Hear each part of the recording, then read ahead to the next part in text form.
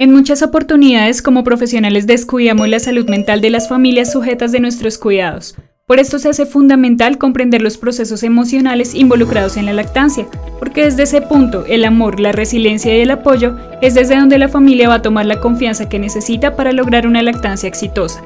La salud mental de la madre va a tener un gran y significativo impacto a la hora de la recuperación del posparto y una dramática influencia en el bienestar del bebé. Y esta experiencia se refuerza en la lactancia y en si esta es exitosa o está convirtiéndose en un punto de rechazo o frustración. El entorno a la lactancia materna en las culturas modernas, en las que históricamente tuvimos una caída en el último siglo, se basa en la cuestión del papel de la madre y su percepción de la lactancia moderna como un acto biológico. En las influencias sobre la madre en la decisión de amamantar se incluyen los efectos psicofisiológicos, el comportamiento materno, el comportamiento sexual y las actitudes hacia los hombres. Y es así como todos los profesionales que acompañamos a la madre en este proceso debemos tener una visión clara, no solo de beneficios biológicos de la lactancia, sino también de nuestras propias actitudes psicológicas con respecto al seno en sí mismo. Se podría decir que para los hombres los senos son adornos sexuales, las joyas de la corona de la feminidad. Esto no es cierto en todo el mundo, y otras partes del cuerpo, por ejemplo los pies pequeños, la nuca y los glúteos, tienen una importante carga sexual y de fascinación. Hasta el siglo XIV, la Virgen de la Leche era la imagen predominante de los senos como objetos sagrados en los que la disponibilidad de leche materna significaba vida o muerte para el recién nacido. El seno ha asumido muchos roles a lo largo de la historia, pasando de lo sagrado a lo doméstico, a lo político y a lo erótico. Se ha proporcionado la definición de la mama por moralistas, historiadores, poetas, pornógrafos, amantes y a las mujeres mismas. Gran parte de la retórica de hoy es sobre el seno en crisis. El seno está dividido entre la crianza, el erotismo y hasta el miedo al cáncer. Y su imagen representa algo diferente a los ojos de cada espectador. Los bebés ven comida, los hombres ven sexo, los médicos ven enfermedades, los negocios ven signos de dólar y la religión ve símbolos espirituales. El psicoanálisis coloca los senos en el centro del inconsciente. Quizás la relación agridulce entre el amor y la ciencia ha hecho que las mujeres pasen de estar cómodas con sus senos como fuente de alimentación de sus hijos a estar incómodas y avergonzadas de amamantar, y sin embargo les hace buscar a través de la ciencia y la medicina para que les ayuden a lograr el tamaño o forma perfectos. El seno ha sido considerado como un objeto sexual en el mundo occidental durante más de un siglo, y sus propiedades biológicas han sido minimizadas. Esto es claramente demostrado por las costumbres conflictivas que permiten imágenes pornográficas de los senos en periódicos, películas y teatros, pero insisten en el arresto de una madre por exposición indecente al amamantar a su bebé en público. Los defensores de la lactancia materna tienen generalmente aceptado, incluso antes del aumento del interés e investigación en el tema, que la razón principal para amamantar es proporcionar esa relación tan especial y cercana que acompaña a la lactancia. Se considera más apropiado presentar la lactancia materna como una cuestión de elección personal, sin razones convincentes para instar a una madre a considerar la lactancia. La preocupación por crear culpa en la madre que elige no amamantar ha sido significativa y a menudo resultó en una actitud pasiva por parte de los profesionales, quienes evitamos brindar asesoramiento prenatal sobre la lactancia. Los esfuerzos para educar al público en general y a las mujeres en particular sobre los beneficios de la lactancia materna han aumentado, pero aún la culpa se está utilizando como defensa para no hacer nada. El vínculo afectivo y el impacto de la lactancia materna. Paradójicamente, los estudios realizados para comprender el vínculo afectivo se han realizado en gran medida sin referencia a la lactancia materna y sin hacer una distinción entre el biberón y el seno. Las primeras investigaciones se centraron en la socialización infantil a partir de los 6 meses. Con el tiempo se han identificado los efectos devastadores en los bebés privados de contacto materno a largo plazo. Estos investigadores demostraron importantes déficits en el desarrollo mental, motor y social. El vínculo madre-hijo es el vínculo humano más fuerte, cuando se consideran dos hechos importantes. Primero, que el crecimiento temprano de un bebé sucede desde dentro del cuerpo de la madre, y segundo, que la supervivencia después del nacimiento depende de su cuidado. Aunque el proceso aún no se había descrito meticulosamente, un investigador notó en 1907 que cuando una madre se separaba de su bebé y no podía proporcionar el cuidado temprano de su hijo enfermo, perdía interés e incluso abandonaba al bebé. Un grupo investigó la reacción inmediata de las madres a recibir a su bebé en brazos por primera vez. El 40% de las primíparas y el 25% de las multíparas recordaron que su reacción emocional predominante al sostener a sus bebés por primera vez fue la indiferencia. Esta reacción es más probable si la madre tuvo amniotomía o un trabajo de parto doloroso, y solía prolongarse por una semana o más. Este estudio señala que las mujeres normales pueden ser inicialmente indiferentes hacia sus bebés, mientras que otras experimentan una gran euforia, y esto nos lleva a pensar que muchas de estas madres pueden sentirse culpables por estas emociones. Es entonces donde nuestro papel fundamental será de apoyo, de ayudarla a reconocer y aceptar sus emociones, y así disminuir su sentimiento de culpa. Las madres que amamantaban y los trabajos de parto de menos de 9 horas se asociaron con sentimientos positivos. Desde el inicio de la implementación de estrategias de parto humanizado, cada vez más instituciones de salud y profesionales alientan a la madre a iniciar un vínculo de apego temprano, a la pareja para participar de este proceso activamente y a otros profesionales a disminuir las barreras y a reducir la necesidad de tomar el control de la situación, para darle paso a la madre naturaleza y al instinto de la familia. Incluso se sabe que en la actualidad las instituciones amigas de la mujer y de la infancia apoyan el contacto temprano y extendido siempre que sea posible. Y esto tiene una razón fisiológica, emocional y evolutiva que la mayoría de mamíferos compartimos: el arrastre al pecho como conducta de supervivencia del recién nacido. Cuando un bebé normal y sano, nacido de una madre no medicada, se coloca en el abdomen de la madre, inmediatamente después de cortar el cordón, el bebé se arrastra hacia el seno, encuentra el pezón y se prende, comenzando a amamantar. Este evento ocurre sin la ayuda de la madre o un asistente, y el calor de la madre mantiene la temperatura corporal del bebé. Todo esto comienza con el bebé descansando y ocasionalmente mirando a la madre. Luego se mueve hacia el seno, raptando con sus extremidades y buscándolo con su boca. Al acercarse al seno, el bebé gira de un lado al otro su cabeza antes de finalmente moverse hacia un pezón, balanceándose sobre él, agarrando la areola y succionando. Los experimentos que implican lavar un seno muestran que el bebé elige el seno sin lavar, debido a que el bebé identifica el olor del calostro como un olor similar al del líquido amniótico. Cuando la madre ha sido medicada durante el trabajo de parto, el bebé bajo efecto de la medicación lucha por encontrar el seno y con frecuencia falla. El movimiento de arrastre con sus pies genera presión sobre el abdomen materno y favorece la contracción uterina para facilitar la expulsión de la placenta y el aumento del tono. Los bebés que se quedan con sus madres rara vez lloran durante este periodo de alerta despierto. Si no se ve obstaculizado, este proceso dura de 40 a 45 minutos, lo que sugiere que la lactancia se debe iniciar naturalmente durante la primera hora tras el nacimiento.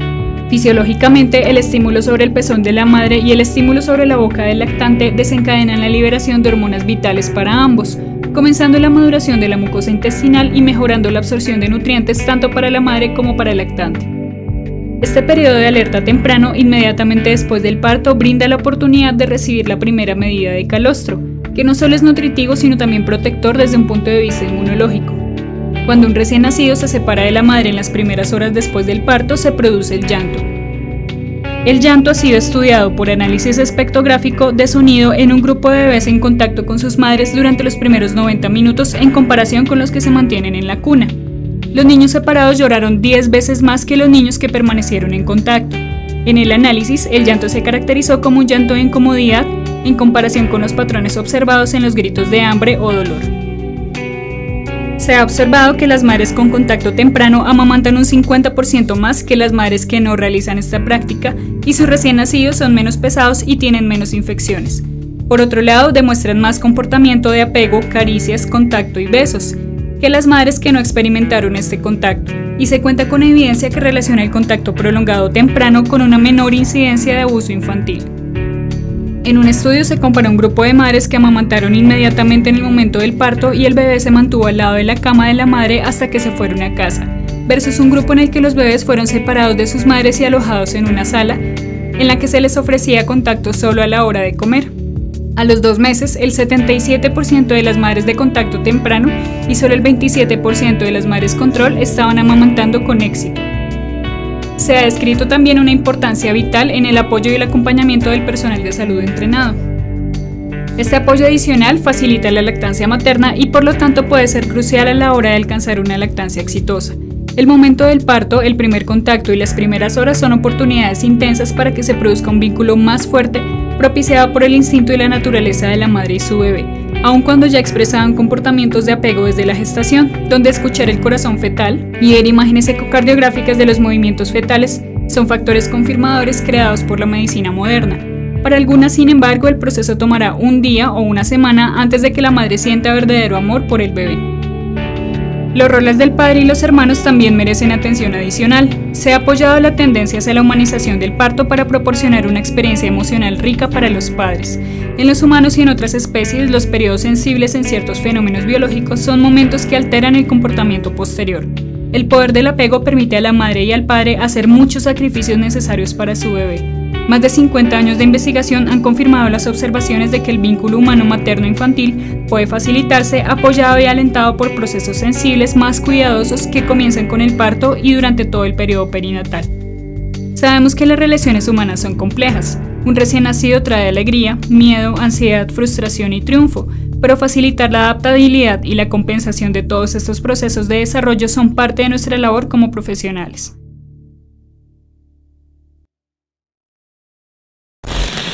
Contacto corporal en diferentes culturas.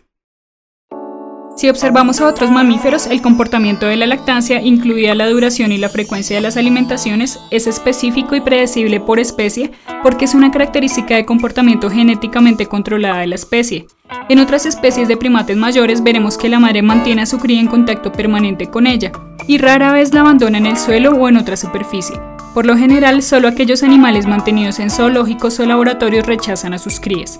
Los monos criados sin modelos a seguir tienen que ser enseñados a cuidar y alimentar a sus crías. Hace algunos años, en un zoológico de Ohio, celebraron el nacimiento de un bebé gorila. La mamá gorila que dio a luz a la cría había nacido en cautiverio y por lo tanto nunca vivió con una comunidad de otros de su especie. Por tanto, nunca había visto a otra hembra amamantar. Tras el nacimiento de su primera cría, la gorila no supo alimentarla y el bebé murió. Después de un tiempo, la mamá gorila estaba de nuevo preñada. El personal del zoológico invitó a madres del grupo de apoyo de la lactancia, denominado la Liga de la Leche, a visitar el zoológico y amamantar a sus hijos junto a la jaula de los gorilas. Cuando nació el segundo gorilita, la madre tuvo éxito amamantándolo y este sobrevivió. En los humanos, el comportamiento de la lactancia materna es muy variable de una cultura a otra. Diferentes culturas del mundo tienen diferentes conjuntos de reglas sobre la lactancia, como lo hacen sobre otros muchos aspectos de la vida y la muerte. La tradición cultural dicta el inicio, la frecuencia y la finalización de la lactancia materna, y el aprendizaje juega un papel clave en el proceso de lactancia, pero el aprendizaje se centra en las creencias, actitudes y valores de la cultura. El grado de contacto corporal permitido por la cultura es una diferencia fundamental. Las culturas prescriben con qué frecuencia se cargará a los bebés y cómo se transportarán, por ejemplo en los brazos, una bolsa, un fular o en una cuna. La forma en que los bebés están vestidos, dónde se colocan cuando no se sostienen en brazos y dónde pasan la noche están determinados culturalmente y afectan la lactancia materna. Las limitaciones culturales que controlan el comportamiento materno incluyen aquellas sobre los tipos y cantidades de ropa materna, la aceptabilidad de la exposición de los senos y las creencias sobre la frecuencia y la duración de las tomas. En una investigación se pidió a un grupo de padres que cargaran a sus hijos en brazos por un periodo mínimo de 3 horas al día, y al otro grupo se les pidió que utilizaran una silla o cuna para dejar a su bebé a la vista. A las 6 semanas se observó un llanto significativamente menor, del 43%, en los bebés que se mantenían en brazos por más tiempo. Las culturas con climas predominantemente fríos suelen mantener a sus hijos envueltos en diferentes prendas, lo que hace que se mantengan alejados del cuerpo de sus cuidadores y tienden a ser ubicados con mayor frecuencia en cunas y otras superficies. Las mujeres norteamericanas y europeas suelen considerar como indecente el hecho de mostrar el pecho en público, que cargar al bebé constantemente puede mal acostumbrarlo y que el destete temprano es un signo de desarrollo e independencia, por lo que suelen pasar un 25% del tiempo en contacto directo con su bebé.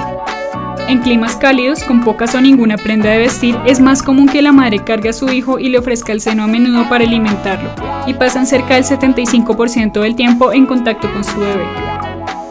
Por otro lado, en culturas en las que predomina la caza, el destete suele retrasarse debido a que las carnes, las bayas y otros frutos y raíces de recolección suelen ser difíciles de asimilar por los bebés poco preparados para masticarlos, mientras que en culturas agricultoras los alimentos blandos suelen estar disponibles para ofrecerse al bebé desde edades más tempranas, por lo que el destete suele realizarse de manera temprana. Desde la década de 1990, el cuidado infantil en las sociedades occidentales ha incluido mecanismos de porteo cerca del cuerpo de los padres, canguros, fulares, cargadores, etc. Ha ganado popularidad el colecho para facilitar el acceso al seno durante la noche y el concepto de la cama familiar ha surgido como más propicio para un buen apego entre padres e hijos. La lactancia materna aumenta la duración del sueño en los nuevos padres. Esto rompe por completo la costumbre de ofrecer en la noche un biberón para que duerma mejor. Se ha demostrado que la suplementación con fórmula por la noche resultó en una mayor pérdida de sueño similar a los padres que alimentan a sus hijos siempre con biberón. La lactancia materna exclusiva aporta un promedio de 40 a 45 minutos más de sueño. La práctica de dormir juntos y compartir la cama, aunque es habitual en muchas culturas, es rara en las sociedades industrializadas. La lactancia materna a menudo se mejora al compartir la cama, y siempre que se tomen precauciones, compartir la cama es seguro y saludable. Muchas familias y profesionales de la salud satanizaron el colecho debido a que ha sido señalada por la Academia Americana de Pediatría como una de las principales causas de síndrome de muerte súbita del lactante. Sin embargo, las investigaciones han concluido que esto no es cierto cuando se asocia con lactancia materna. El riesgo aumenta con el consumo de drogas, fumar y beber alcohol, así como el reemplazo de la cama por el sofá, sillón o mecedora. Diferencia psicológica entre la lactancia materna y la alimentación con biberón. Los profesionales han pasado décadas asegurando a las madres que pueden capturar la misma experiencia emocional y conductual alimentando a un bebé con biberón que con el seno, con la misma calidez y amor. Y técnicamente hablando, el mismo calor no está presente porque los senos lactantes han demostrado ser más cálidos que los senos no lactantes al ser analizados con imágenes infrarrojas y termogramas. Las mujeres lactantes suelen tener una menor respuesta al estrés, demuestran mejores capacidades para disminuir los niveles de hormonas asociadas al estrés y la glucosa plasmática suele mantenerse en niveles más bajos ante estas situaciones. A la evaluación con escalas validadas se evidencia una percepción de estrés significativamente menor con respecto a las madres que alimentan a su hijo con biberón. Una posible explicación es el aumento de la oxitocina durante la toma. Cuantos más altos son los niveles de oxitocina, más tranquila está la madre. Los investigadores han concluido que ningún sistema de alimentación artificial se iguala a la lactancia en estos aspectos.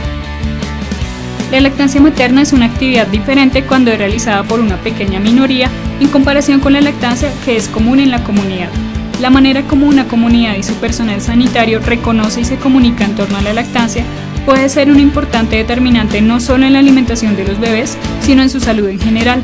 Es por eso que aunque se reconocen diferentes términos para hablar de las prácticas de amamantamiento, exclusiva, parcial y artificial, entre otros, ha cobrado especial importancia una clasificación que se basa en dos estilos únicamente, la lactancia sin restricciones y la lactancia simbólica.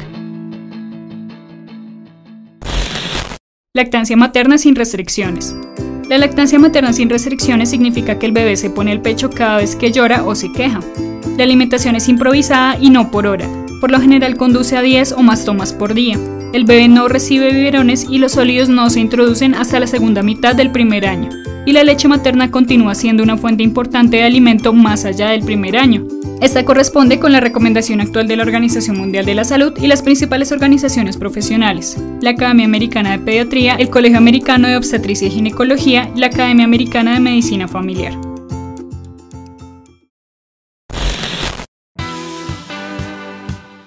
La lactancia materna simbólica significa una alimentación caracterizada por normas y reglamentos. La frecuencia y la duración de la alimentación están determinadas por el reloj. No se considera necesario permitir la succión ilimitada. El destete generalmente ocurre al tercer mes, sino antes, y los biberones y los sólidos suplementarios son frecuentes. Como resultado, el reflejo de succión nunca está bien establecido y puede producirse congestión. Con frecuencia el bebé está demasiado ansioso por el llanto o tiene demasiado sueño para alimentarse bien en los momentos señalados. Impronta, chupos y chupetes. Con bastante frecuencia vemos bebés a los que se les introduce el chupo o chupete poco después del nacimiento. Incluso algunas compañías de fórmulas están dispuestas a regalar chupetes como obsequio para vencer a la competencia. Para introducirnos en este tema, es importante saber que la succión del seno no tiene un fin alimenticio exclusivamente. Sabemos que la succión también aporta seguridad, analgesia, protección y apego. A esto se le conoce como succión no nutritiva. ¿Los chupetes tienen un impacto a largo plazo en los bebés? Para los bebés alimentados con biberón, probablemente no, excluyendo posibles problemas dentales. Un chupete proporcionará la succión no nutritiva que un bebé alimentado con biberón no puede recibir durante la alimentación, pero para un bebé amamantado la respuesta puede ser diferente. La impronta humana se discute poco en los libros de texto pediátricos y rara vez se observa cuando se habla de la alimentación infantil. Un patito aprenderá a seguir la primera entidad que le sea expuesta por un periodo prolongado, independientemente de si es su madre o no, o siquiera es un pato. Se sabe de polluelos que siguen a otros animales como si fueran su madre porque ese fue el primer animal grande al que estuvieron expuestos en el periodo crítico tras el nacimiento. La impronta resulta ser un mecanismo especialmente útil ya que la mayoría de estas conductas promueven la supervivencia de las crías recién nacidas. Los bebés humanos, como cualquier otro recién nacido de mamíferos, reconocen a la madre por los modos oral, táctil y olfativo y hacen impronta a estos estímulos. El órgano más sensible y sobre el cual un mamífero recién nacido tiene el mayor control es su boca, y es el órgano central para la impronta en mamíferos y humanos. Se cree que el proceso de impronta tiene lugar durante un breve periodo temprano en el desarrollo postnatal, cuando un animal busca una clase particular de estímulos, es decir, objetos de una forma particular. Habiendo encontrado ese objeto o uno parecido, el animal responde con un patrón no aprendido de comportamiento de apego. Este proceso es innato. La succión no nutritiva y la forma que la boca del bebé da al pezón son comportamientos genéticamente determinados para crear impronta en el pezón de la madre. Aunque el término confusión de pezón ha sido cuestionado en la literatura médica, la evidencia psicosomática muestra que la impronta humana puede ser alterada al introducir un objeto extraño durante el proceso de impronta. Pueden ocurrir errores o percances en el proceso cuando un recién nacido se fija en un chupo de goma, biberón, pulgar o chupete en lugar del pezón. Incluso un buen porcentaje de los niños prefieren alimentarse de un seno más que el otro. Este comportamiento a veces refleja el apego emocional que el bebé ha hecho sobre ese seno. Las madres de los bebés que se chupan el dedo tienen menos probabilidades de amamantar con éxito, mientras que aquellas que usaron un chupo o chupete amamantan por un periodo más corto. En aquellas sociedades donde el acceso al seno es ilimitado y se acepta la succión a libre demanda, no existe la succión del pulgar. Diferencias de personalidad entre madres que amamantan y madres que alimentan con biberón. Existen claras diferencias entre las madres que practican la lactancia sin restricciones y las que alimentan con biberón. De acuerdo con algunos estudios, las madres que amamantan están menos a la defensiva sobre su método de alimentación, están más orientadas hacia la vida en el hogar y tenían puntuaciones más altas de radicalismo. Las madres que alimentaron con biberón confirmaron la hipótesis de que tenían problemas para tratar de amamantar a su primer hijo debido a una lactancia inadecuada, posiblemente una reacción psicosomática. También tuvieron una mayor incidencia de problemas de rendimiento sexual.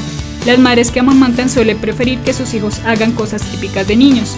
Las madres que alimentan con biberón prefieren que sus hijos sean más conservadores, juiciosos y los educan para ser más como adultos. Por otro lado, las madres que prefieren alimentar con biberón a su hijo suelen coincidir en un conflicto entre el aceptar el papel biológico materno en relación con el bebé versus otros roles que la sociedad tiene para las mujeres. También es común el conflicto con respecto al posicionamiento del seno en sí, es decir, como un órgano para la alimentación de los bebés versus un órgano sexual. Reflejo de eyección. Durante la succión sin restricciones, el movimiento suave del pezón mediante el movimiento ondulante de la lengua del bebé ocurre de 3.000 a 4.000 veces en una sola alimentación. Esto debería provocar un aumento de la temperatura de la piel mamaria y una contracción rítmica del útero. Por otro lado, cuando un bebé amamantado sin restricciones llora, la madre tiene la necesidad de amamantar al bebé porque el llanto ha provocado su reflejo de eyección de leche. Los senos se ponen turgentes y están listos para alimentarlo, pero cuando se ponen horarios para amamantar, en la lactancia simbólica, dicha respuesta no se produce a tiempo, y de alimentación en alimentación el suministro de leche puede ser escaso o por el contrario ser excesivo y causar congestión. El bebé no hace frente a este comportamiento imprevisible. La leche insuficiente rara vez es un problema cuando los bebés son cargados en brazos y alimentados con frecuencia. Esto sucede por una respuesta hormonal muy puntual. Sabemos que la oxitocina es la hormona responsable de la contracción de las células mioepiteliales en los alvéolos mamarios y en los conductos lactíferos. Esta contracción rítmica provoca que la leche sea expulsada o eyectada al exterior, pero la oxitocina también ejerce otras funciones. En diferentes estudios se ha demostrado cómo ovejas vírgenes presentan comportamientos maternales con corderos nacidos de otra oveja tras la administración de oxitocina. Se ha demostrado que la oxitocina es el más potente inductor del comportamiento maternal. La oxitocina también juega un importante papel en el vínculo social y produce un aumento de la confianza entre los humanos. El vínculo madre-hijo depende de la confianza. En el embarazo y en el posparto, la oxitocina afecta los comportamientos de unión y crianza. Y por supuesto, las madres lactantes tienen mayores niveles de oxitocina debido a la succión constante del bebé. La primera hora de nacimiento, tras la salida de la placenta, se produce un incremento natural de la oxitocina, por lo que iniciar la lactancia durante la primera hora es fundamental para lograr un vínculo madre-hijo más fuerte y duradero, y para establecer una lactancia más exitosa. Cuando se midieron los niveles en 22 mujeres puerperales, la oxitocina inducida por la succión durante la lactancia fue pulsátil, con pulsos discretos y cortos. Cuando las mujeres fueron sometidas al estrés del ruido fuerte por los auriculares o al estrés de realizar problemas matemáticos, la frecuencia de liberación pulsátil de oxitocina fue significativamente menor. Estos datos sugieren que la relajación psicológica es necesaria para que el reflejo de la oxitocina se presente adecuadamente. Por otro lado, sabemos que la oxitocina también puede inducir sentimientos de relajación y tranquilidad. En diferentes estudios se ha evidenciado que las madres que alimentan a sus hijos con biberón muestran significativamente más ansiedad, estrés, depresión, regresión, fatiga y culpa que las mujeres que amamantan. Los hallazgos son compatibles con otros estudios que muestran que la lactancia materna es emocionalmente gratificante y que estimula una sensación de unión emocional entre la madre y el bebé.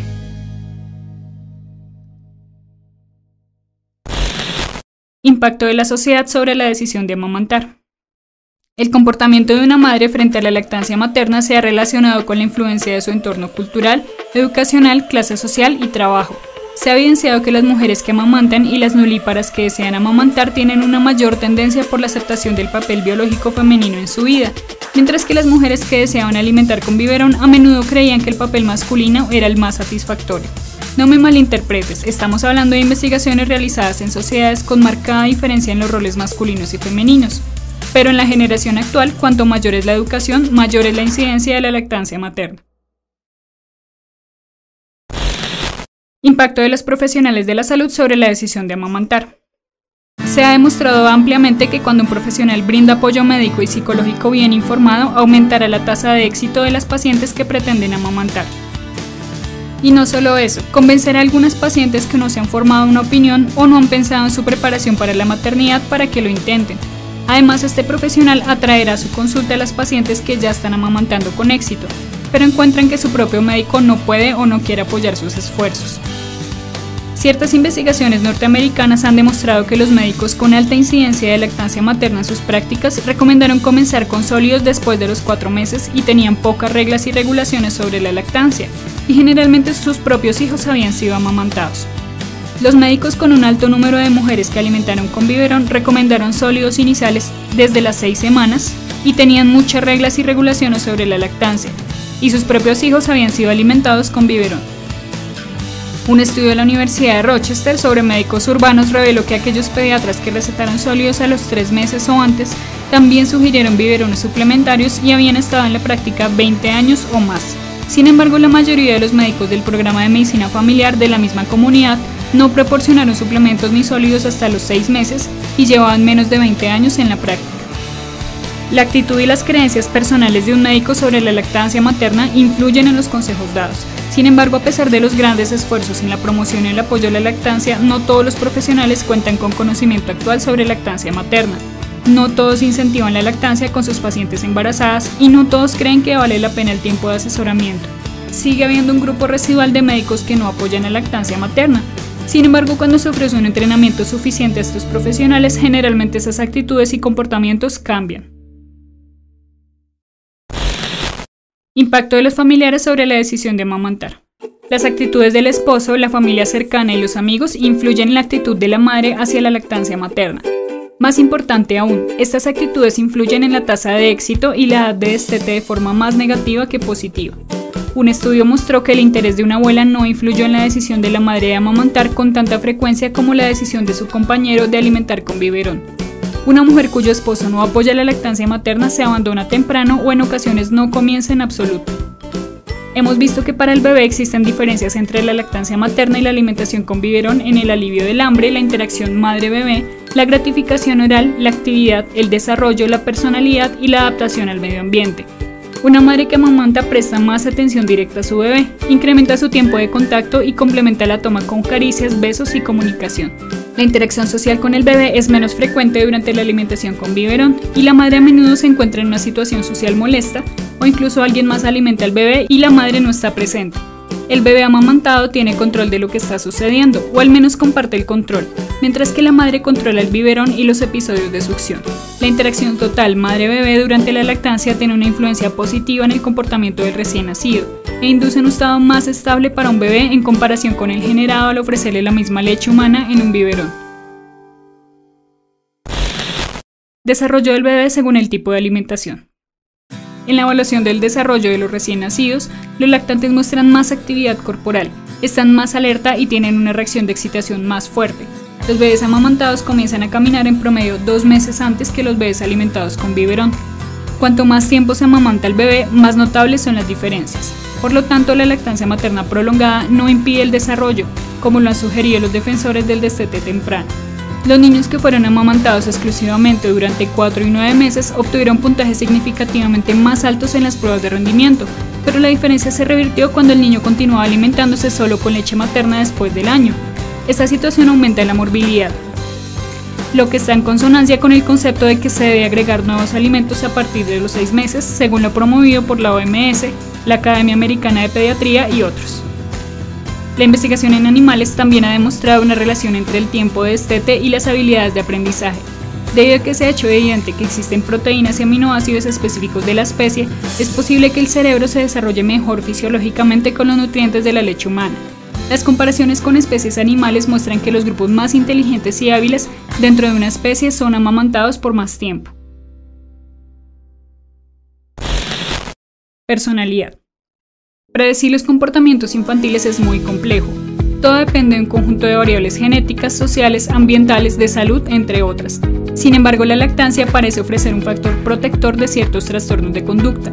En un estudio prospectivo de una corte de nacimiento de niños neozelandeses seguidos hasta la edad de 8 años, tanto las evaluaciones maternas como las del maestro sobre el trastorno de conducta mostraron una tendencia estadísticamente significativa a que las puntuaciones del trastorno de conducta disminuyan con el aumento de la duración de la lactancia materna.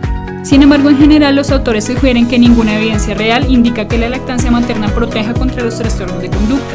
A la vez, se sabe que la lactancia materna influye en el comportamiento de los padres, siendo menores los índices de abuso infantil en las familias que iniciaron contacto piel a piel y lactancia en la primera hora de vida. Diferentes estudios han demostrado que los niños no alimentados con leche materna son casi 5 veces más propensos a ser maltratados. Cuando una mujer ha sido maltratada, esto puede afectar su capacidad de amamantar y su temor a más abusos.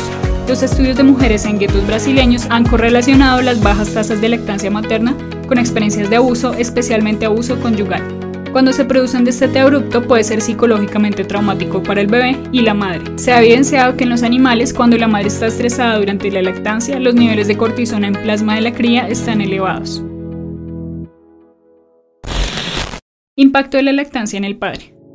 En los últimos años, las estrategias de parto humanizado han retornado al padre en la escena del trabajo de parto y el cuidado del recién nacido. En la situación triádica, un padre tiende a sostener al bebé el doble y lo toca un poco más, pero sonríe significativamente menos que la madre. Esto refleja una clara tendencia paterna de preocupación por el cuidado del bebé. Es que finalmente el padre es una parte de igual importancia en la dinámica familiar. El rol del entrenador ha sido descrito como el rol del padre en el parto compartido. La idea de entrenar puede tener connotaciones negativas porque un entrenador presiona a los jugadores para que trabajen y se esfuercen más. Idealmente, el padre debe ser un socio y colaborador en el trabajo de parto, el parto y la lactancia, brindando estímulo psicológico y asistencia física a la madre. En cuanto a la crianza, padres y madres tienen actividades complementarias. Los padres no son igualmente capaces de hacer todas las cosas, pero nutrir a un bebé es más que solo alimentarlo. Por lo tanto, el padre debe jugar un papel importante en este proceso. Los abrazos no nutritivos son mejor hechos por un padre, y este es un papel importante para él en el equilibrio de los roles parentales. Se ha descrito que la reacción negativa más común de un padre a la lactancia materna son los celos de la cercanía física y emocional de la madre y el niño lactantes. En realidad, los padres pueden expresar angustia porque no tienen una forma similar de llevar comida y satisfacción a su bebé. Este sentimiento es muy común y tristemente ignorado y suprimido. Algunos padres expresan preocupación de que el seno gotee y afecte la mística sexual.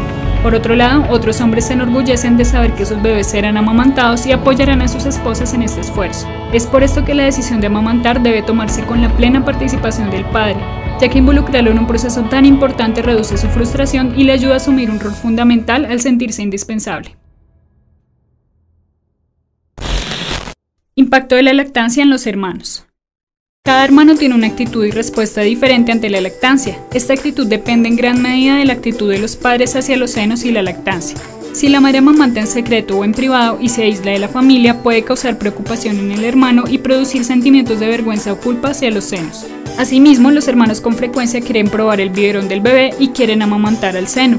Esta es una respuesta completamente sana y le ayuda al niño a comprender mejor la situación. Factores de riesgo psicosociales para el destete temprano. Se ha asociado el estrés con la depresión y la interrupción de la lactancia materna, y para algunas con el regreso al trabajo. La experiencia de eventos vitales estresantes durante el embarazo, como la separación, el divorcio, los problemas financieros y las mudanzas residenciales, aumentan las probabilidades de interrupción temprana de la lactancia materna. El efecto de la lactancia en la depresión materna es muy heterogéneo y muy dependiente de las interacciones de amamantar durante el embarazo. Las madres no deprimidas durante el embarazo que planearon amamantar tuvieron el menor riesgo de depresión. Aquellas que planearon amamantar pero no pudieron hacerlo por varias razones tenían un mayor riesgo de depresión. También se ha descubierto que brindar apoyo especializado a las nuevas madres que no pueden amamantar es esencial para disminuir el riesgo de depresión postparto, teniendo en cuenta que 2 de cada 3 madres se encuentran en riesgo de desarrollar un cuadro de tristeza en esta etapa. ¿Por qué algunas mujeres no amamantan? Antes de obsesionarnos con la idea de convencer a todas las madres de amamantar y de juzgar a quienes eligen no hacerlo, es fundamental comprender por qué muchas eligen no hacerlo. Dentro de los factores más comunes que se han evidenciado se encuentra la autoimagen. Las madres con insatisfacción corporal alta suelen no amamantar. Esta percepción suele ser más fuerte con el aumento del tamaño de los senos, ya que esto puede causar una distorsión de la imagen corporal. Por otro lado, encontramos importantes condicionantes sociales. Nuestra sociedad ha asumido que no puede alcanzarse un desarrollo intelectual deseado en compañía de niños pequeños. Se hace sentir a las madres intelectualmente estancadas y poco creativas durante la lactancia, y de hecho también se les hace sentir asexuales aún estando en la cima de su ciclo sexual. En respuesta, las nuevas madres luchan en pánico para mantener sus lazos sociales y profesionales. La decisión de amamantar resulta de muchos factores que interactúan de manera diferente en cada familia, en lugar de un producto del comportamiento individual solamente. Las creencias y actitudes hacia la lactancia materna influyen en la elección y el éxito de la lactancia. El mayor bloqueo en la mente de las mujeres se relaciona con los sentimientos de vergüenza asociados con la lactancia materna. Más de la mitad de las mujeres en un estudio no pudieron elegir amamantar debido a un sentimiento de vergüenza. La vergüenza es el resultado de relacionar el seno con los conceptos de sexualidad. Afortunadamente, la sociedad ha comenzado a aceptar los senos no solo como buenos para el bebé y su desarrollo, sino también como objetos de placer de una manera más abierta y aceptada. Reacciones emocionales frente al fracaso de la lactancia. Haber decidido amamantar a un hijo y no poder lograrlo por diferentes circunstancias puede traer un sentimiento de pena muy profundo para la madre. Como en una pérdida, puede llegar a sentir luto prolongado y depresión, e incluso algunas madres reportan sentirse más distantes de este hijo si ya han amamantado a otro u otros anteriormente. Y por supuesto, entre más intenso haya sido el compromiso de amamantar, más fuerte será el dolor. En la mayoría de los casos tratan de acudir a un profesional de la salud o a un grupo de apoyo. Sin embargo, se reporta que los profesionales no suelen comprender este dolor, y los grupos de apoyo pueden incrementar la culpa. Los médicos que deben recomendar la interrupción de la lactancia materna por razones médicas deben ser conscientes del impacto y proporcionar el apoyo adecuado para estas madres. Cualquier culpa puede ser soportada más fácilmente si alguien más ha tenido una experiencia similar. Por lo tanto, saber que otras mujeres no han podido amamantar con éxito alivia la culpa.